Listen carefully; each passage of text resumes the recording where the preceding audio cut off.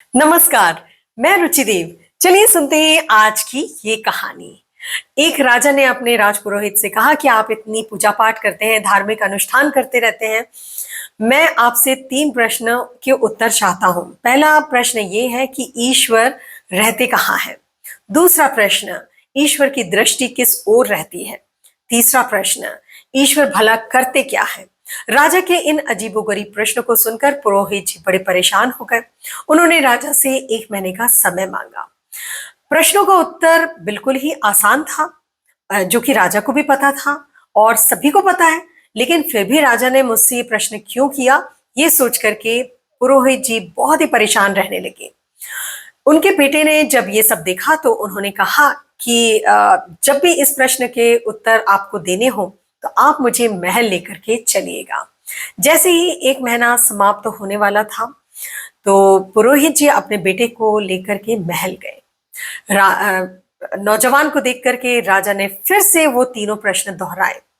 तो नौजवान ने कहा कि महाराज, आज मैं आपका अतिथि हूं, आप अतिथि का स्वागत नहीं करेंगे? राजा को अपनी भूल समझ में आई और उन्होंने अपने सेवकों को कह करके 1 गिलास दूध लेकर के उस नौजवान को दिया। उस नौजवान ने गिलास को अपने हाथ में ले करके बड़ी देर तक अपनी उंगली उसके अंदर घुमाने लगा। अब थोड़ी देर तक तो राजा देखते रहे, लेकिन फिर उनसे रहा नहीं गया। उन्होंने कहा, भाई तुम ये कर क्या रहे हो?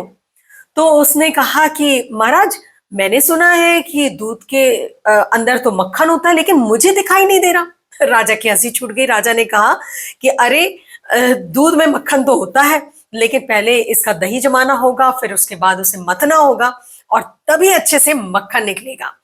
तो नौजवान ने कहा कि महाराज, आपके पहले प्रश्न का यही उत्तर है।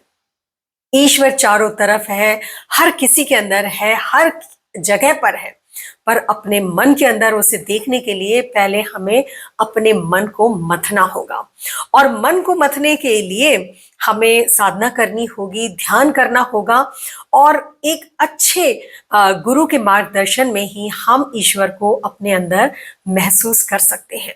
राजा इस उत्तर से बहुत ही ज्यादा प्रभावित हुए। राजा ने कहा, और मेरा दूसरा प्रश्न है कि ईश्वर की दृष्टि किस दिशा में रहती है? नौजवान ने तुरंत ही एक मोमबत्ती जलाई और कहा कि महाराज, इसकी रोशनी आपको किस दिशा में दिखाई दे रही है? महाराज ने कहा, चारों तरफ, हर दिशा में, हर जगह। तो नौजवान ने कहा कि बस ईश्वर की दृष्टि भी चारों तरफ समान भाव से, समान रूप से हर किसी को देखती रहती है। अब राजा से तो बिल्कुल रहा ही नहीं गया। उन्होंने कहा, और मेरा तीसरा प्रश्न ये है कि आखिर ईश्वर करते क्या है? तो राजकुमार ने कहा कि महाराज, मुझे क्षमा कीजिए, इस प्रश्न का उत्तर देने के लिए मुझे आपके सिंहासन पर बैठना पड़ेगा, लेकिन आपको मेरे स्थान पे बैठना होगा। अब राजा की उत्सुकता इतनी ज्यादा बढ़ चुकी थी कि राजा तुरंत ही अपने सिंहासन से उठे और नीचे बैठ गए। और वो नौजवान जैसे ही सिंहासन पर बैठा तो उसने कहा कि महाराज, ईश्वर कब किसी को राजा से रंक बना दे और रंक से राजा, कब किसी का सिंहासन छीन करके किसी और को दे दे और किसी को सिंहासन दे दे या किसी को सिंहासन छीन ले, ये कभी पता ही नहीं चलेगा। ये सिर्फ कर्मों का ही फल होता है। आप जैसे कर्म करोगे आपको वैसा ही फल मिलेगा।